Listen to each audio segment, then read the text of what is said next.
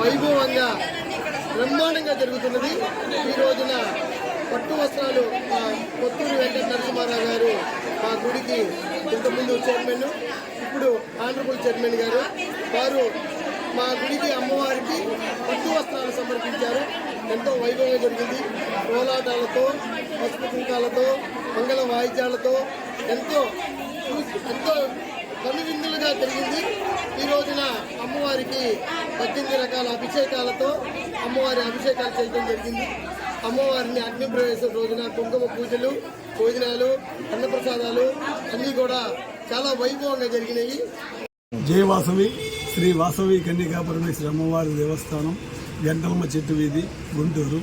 మాఘ విద్య ఈ రోజున అమ్మవారి ఆత్మార్పణ దినం సందర్భంగా ఈ రోజున గంటలమ్మ చెట్టు వీధి అమ్మవారి దేవాలయంలో ఈ రోజున గౌరవాధ్యక్షులు హోదాలో అమ్మవారికి పట్టు వస్త్రాలు సమర్పించడం జరిగింది.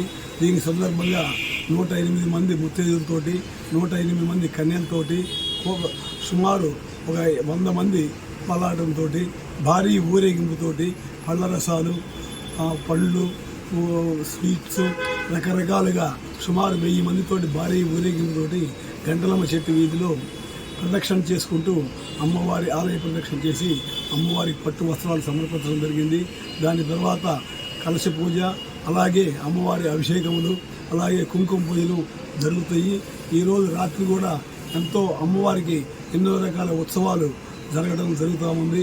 ఇక భరతనాట్యం, సాయంత్రం 7 గంటలకి భరతనాట్యం, కోలాటం, ఎన్నో ఉత్సవాలతోటి ఇక గుంటూరులోని ఆర్య వయసులు నగర ప్రముఖులు చేయడం జరుగుతూ ఉంది.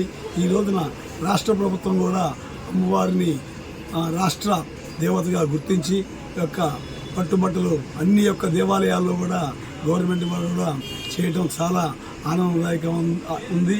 ఈ యొక్క దేవత మన యొక్క ఆర్య వయసులు కాకుండా అందరికీ సంబంధించిన దేవతగా రాష్ట్ర ప్రభుత్వం గుర్తించడం మాకు ఎంతో సంతోషదాయకంగా ఉంది.